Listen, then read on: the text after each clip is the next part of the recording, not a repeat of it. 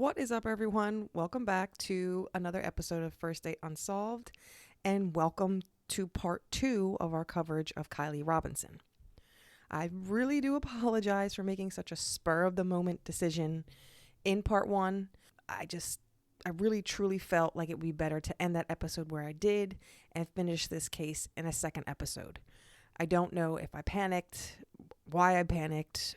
It could have been the tequila sunrise I was drinking that had something to do with it. I'm not sure, but it's done. I did it, and we're moving on. In part 1, just a quick recap, depending on when you're listening to this. In part 1, we heard from Kylie's mom, Danielle Stevens, and she shared some memories of her eldest son. We also heard her describe the moments in which her son was attacked in broad daylight on someone's front porch and was shot along with 2 of his friends. I'm not sure if you guys are wondering about those other victims. I haven't spoken about them because thankfully they did survive. While Kylee was not the only one injured that day, he is the only person who didn't survive. I do not know the names of the other young men who were attacked. I do not know if or how they have cooperated in this investigation. All I know is that an 18-year-old boy, a kid, a child, was murdered in cold blood, and his family wants justice. So, in keeping with the theme of moving on, we are going to get right into another audio clip from Miss Stevens. We're going to hear her talk a bit about her feelings on how crime is handled in Laurel, along with her opinions on the justice system and how it seems to be run down there.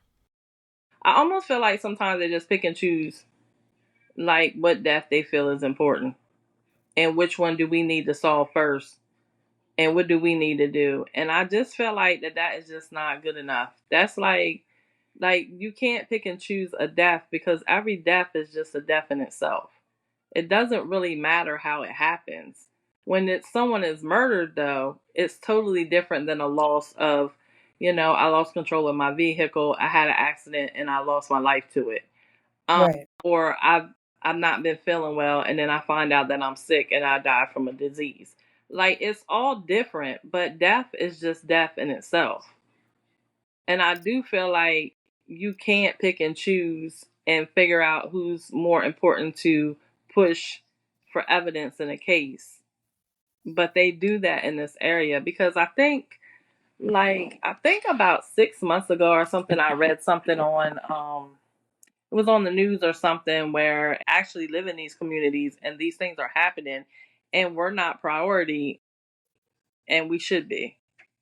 I know that area and I lived in Laurel for a really long time, but we still live in these small little towns and it's just like, oh, well, you know, what are we supposed to do if nobody talks? Well, you're actually supposed to do your job because I do believe that when you become a detective or you become these people, you do have to do a little more than just wait for people to speak on something. But I do have a good relationship with my detective, but I also feel like they are bombarded by cases here in this small area because the people that are committing crimes here are teenagers. Like they're not adults. So if you really look at mostly all the people that have been murdered in this area, they're under the age of 25. And then most of them are teenagers. And the people that are committing the crimes are teenagers also.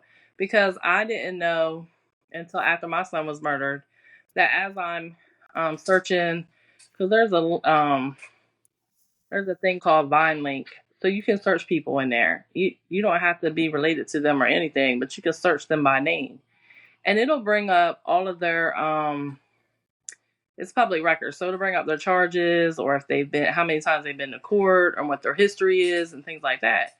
So Mm-hmm. people involved in my son's case actually were in trouble months prior in the family court, but they keep getting in trouble. And see, with family court in Delaware, I hold them highly accountable for a lot of murders and crime that's been committed around here because they just constantly keep giving them back to their parents because they think they're teenagers. Oh, they'll learn from their mistakes, but they're not learning. All they're learning is that Every time I get in trouble, they're just going to send me back home. I'm never going to have to I'm not never going to have to serve any type of time. I have a gun in the car, but they sent me home anyway. There's by no means a child that's 15 years old, 14 years old that gets caught with a gun should ever go back home with their parent. They should have to serve some type of sentence, even if it's just 30 days. Like, give them the chance to know that, oh, yeah, you got a gun, but you're not going home. Because you don't want them to come back. But it makes it seem like the system wants them to come back so they can keep getting in trouble constantly until they become an adult. And then once they become adult, they don't go to Stevenson no more. They have to go to jail with grown people. Now, I don't know if any of you listening are like me and are sitting here wondering how in the world such young people are getting their hands on guns. I feel like an idiot now. I really do. But I asked Danielle, what is going on? How are these kids getting guns? Literal children.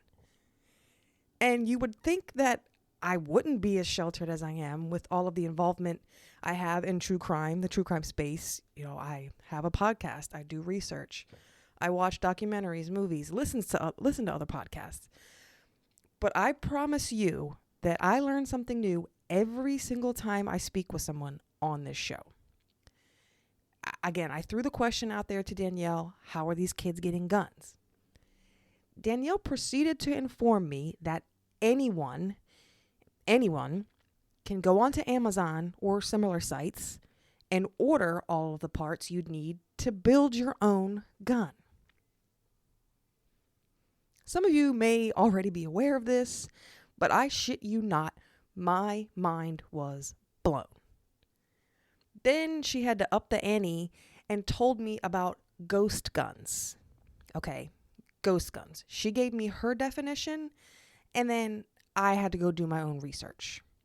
According to a New York Times article, ghost guns are untraceable firearms without serial numbers assembled from components bought online.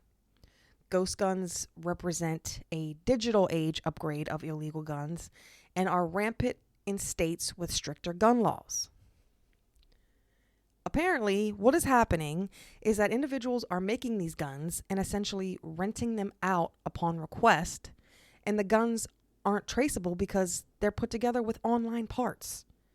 There are no serial numbers that need to be shaved off, like in the movies, the gangster movies and whatnot. There's no way to trace the bullets back. It's a damn ghost in gun form. If I'm the only one who didn't know about this, please just keep that to yourself. Don't make fun of me. I swear I had no idea, but that's what's happening, in case you were wondering. You also heard Danielle comment on how certain investigations are treated less than others and how frustrating it is to see the same people committing crimes over and over with no consequences.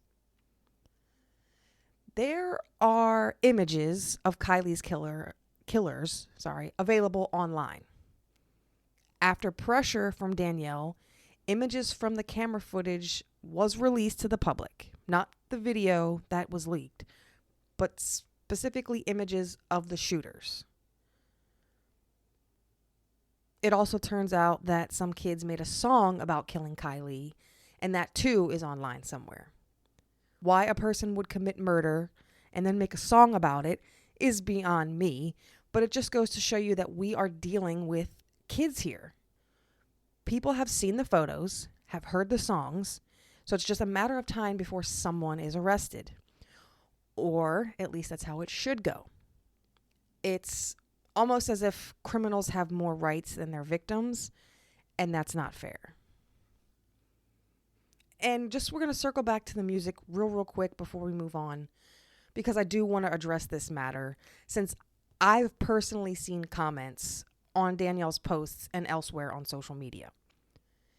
Danielle did confirm that sometime in 2023, Kylee began to write music. She herself is a writer and a poet, so it only makes sense that at least one of her children would inherit that gift too. It just so happens that Kylee is the one who carried that on. The thing is, Kylee was into what is called drill rap. Drill is a subgenre of hip hop music that originated in Chicago in the early 2010s. Its beats and melodies are similar to trap music, and lyrically, it's similar to gangster rap. It's kind of dark stuff to listen to because most of the lyrics are about killing and violence. Not like Cannibal Corpse type dark, but if you've heard hip hop, you know, blickies and, you know, I don't want to I don't want to sound too ridiculous here, but it's essentially just about murder and violence. Some notable artists of the genre are Chief Keef, Pop Smoke, and Lil Durk. So if you've ever heard any of their music, any of their songs, then you kind of have an idea what drill rap is. Danielle personally wasn't really a fan of Kylie's songs because of the subject matter, but she didn't think much of it because this is like a theme here. He's a kid.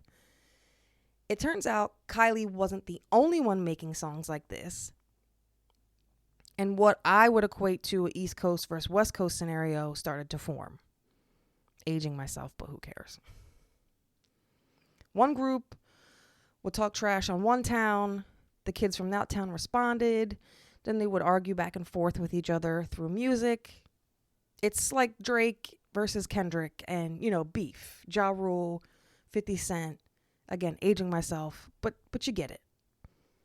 It seems harmless enough until adolescent minds blow the situation out of proportion and you end up with people being shot and killed.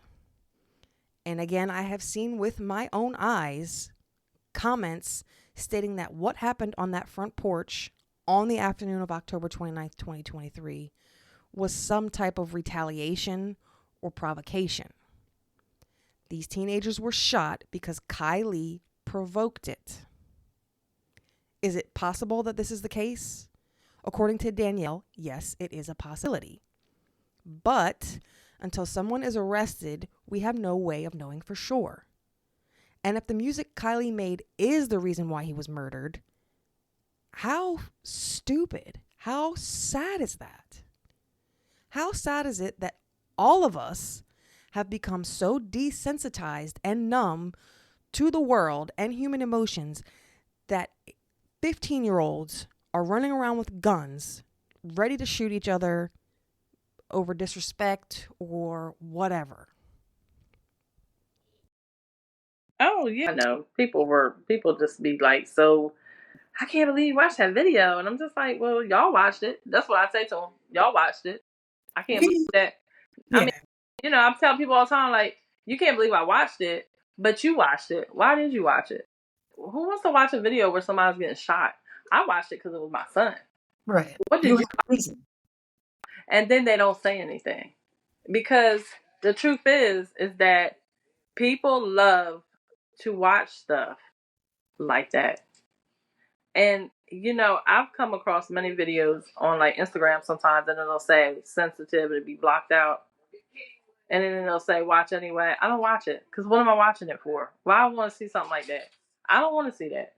Because mentally, if after you watch stuff like that over and over and over, it becomes to be that it's not even real life. Like, you don't believe it's real. Like, exactly. Yes, because in your brain, you put your brain to be thinking like, oh, I watch this all the time. So it's not really real life. It doesn't really mean anything. But it really is. Desensitized. Yeah. Like I saw people a lot, like even at my walk, I was like, people are disconnected from death. I said, you know, it's so much death going on that people just see it when it happened. Then it's on the news. Then see the family going to the funeral. And then after that, you forget about it. That's why the walk was important, because I wanted people to have a picture or something of their person. Because when people see you, but they see them in a picture frame and that's all you can take with you, then they can kind of go back and connect it that, okay, this person's no longer here, but this person has to live with them not being here no more. So then you have to see that there's a connection from what you were lacking, because we're still here and we're suffering. So it's like my son is dead, but so am I. Part of you, yeah, Yeah, absolutely. because he's not here no more, and I don't even know how to live life without him. So it's like I just feel like people really are just truly just disconnected from real life. Everything is on a phone, everything is on a laptop, on a tablet. Everything is video. Video, video, video. You watch TV, you watch everything on video. People don't even talk to each other no more. People don't even know how to write. Like, you don't even see people write letters. Everything is typed. People don't Yeah, do anything with their hands anymore. it's just it just becomes so disassociated. It's very sad. It is. And that is why people, like kids, just don't know what they're doing is actually really wrong, because that's all they see anyway. That's all they see. That's all they hear. Video games, movies. I never thought I would be one of the people that were like, "Oh, violence," ugh," just Me because. neither. I watch stuff like that all the time. Yeah, me All too. that's all I watch. I watch all those crime shows. I watch, what is that? One of my favorite ones, Fatal Attraction. I love that show. But we're adults. We're fully developed mentally. We know what's That is real. wrong. Um, yeah, these kids just see it, and it's like, oh, well, I'm just gonna do this too. Yeah. But you really were like, I think I had a post in the very beginning where I said, y'all really hated my son that much that you had to kill him. Like, where is it that you have that much dislike of someone you already shot him? Why did you have to stand over him and shoot him until you couldn't shoot him no more? He was already down. There was no defense. And I always think about that moment. And then I think about when he ran down the street, and for a whole minute nobody came back for my son. Like, he laid there for a long time. And I think to myself, like, what kind of person does that? Even if somebody wrote a song about me, why would I want to take him out like that? I mean, yeah, I don't, even if I don't like what he sing about, or even if he is talking about, because someone said, your son your son was killed because he said F this town, because I'm not going to talk about the towns. I'm just not. But because he It's fine. said F that town. And I was like, well, I say that all the time. I said, but that don't mean somebody will come shoot me for saying it. I Right. said, it just doesn't make sense that these kids feel like they don't have no other alternative but to kill somebody. And I said, and they feel like they can do it because they keep getting away with it. Because the courts and they're not doing anything about it. They keep allowing them to get off with stupid little crimes. And then when they really do commit a crime, then it's so hard to prove it against them. In October of 2024, to honor Kylee and raise awareness for gun violence, Danielle was joined by family and friends on a walk through Laurel. You may have heard mention of the walk or her walk during today's episode, and that is the event she was referring to. The walk started on West 7th Street, where Kylee was killed, and ended at Roger C. Fisher Park. Also in attendance were Laurel's mayor, city council members, and local pastors. According to Ms. Stevens, the purpose of this walk was to bring awareness to the situation and keep his name alive. But the only way we can do that is to stand together as a community. Danielle is a firm believer that when people in the community refuse to speak on the crimes occurring in their area, that's kind of like them saying that they aren't concerned about their own well-being or the well-being of their loved ones. Because when a bullet doesn't hit the intended target, it has to hit something before it stops.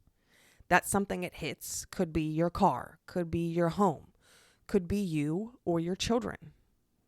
Instead of speaking up and demanding a safer environment, you are complicit and you are part of the problem when you refuse to cooperate. I'm going to go out on a limb and say I think that other people who have lost loved ones to gun violence would likely agree with that statement. Crime Stoppers is offering a $5,000 cash reward for information leading to arrests in this case. You can call them, you can text them, you can go to their website and submit information anonymously. I have said this probably 50 times at this point. Well, maybe not 50, but I've said this before, and I will say it as long as I have to. You can report what you know or even what you saw, and they don't even have to know who's giving them information. It's anonymous. They don't need to know your name. They may ask, but you don't have to give it. So, if you do know anything, please, please do the right thing and speak up. We're going to end today's episode with some audio of Danielle explaining how her youngest son and one of her daughters are dealing with the loss of Kylee. This woman and her family are suffering. And I really want you to listen because it's very, very powerful what she says. It's very powerful what she's said this whole time, these 2 episodes. But you really don't hear much about the other victims in crimes. The other victims being the family members. They lost something very important to them. They are suffering. It's not fair. I don't know. Like, whatever description you want to throw out there. But before I rant too much, and with that being said, if you thought nothing ever happened here, you thought wrong. My second daughter, she actually, it's really hard for her because when I had Kylee, she didn't want, like, she didn't want me to have a baby. She was so mad at me. Well, jealous, yeah. So I let her name him. So I was like, well, you can name him. So she named him Kylee. And, you know, all these, years, when he was a baby, he was always with her. So it was like that was her little brother, and she took care of him. And as they got older, like, she was always like the parent too, because I would work and she would babysit them. So it was like she was really close to him. It was almost like she was kind of like a parent and just like a sister. Yeah. So yeah, I think she really struggled with it. And my younger son, I know he struggles with it too, but he doesn't. I guess he just figures it out on his own. Like he has like a counselor at the school where he can go talk to her whenever he wants, and I try to keep support system for him because he does he it's hard at that age. Yeah. It's hard at any age, but especially But when you're young, like, that's your person. Yeah. I'm an adult and I struggle with it as his parent, but I still got to be a mom. So it's like I still got other kids. So I can figure out how to control my emotions because life didn't end when my son did, his life ended. I still had to go back to work. Like, I still had to make sure everything gets done. Yeah. So, yeah, I figure out ways to deal with it, but it's harder when you're a kid because you're already dealing with going through he was 13, so then he's 13 and his body's changing, and he's about to go through puberty and all that, and he's already dealing with his own stuff. Oh, that's terrible. That then he has to deal with that. So and then they have to live out here too, and they're all on social media sites, so they see these people. So yeah. It's like it's something.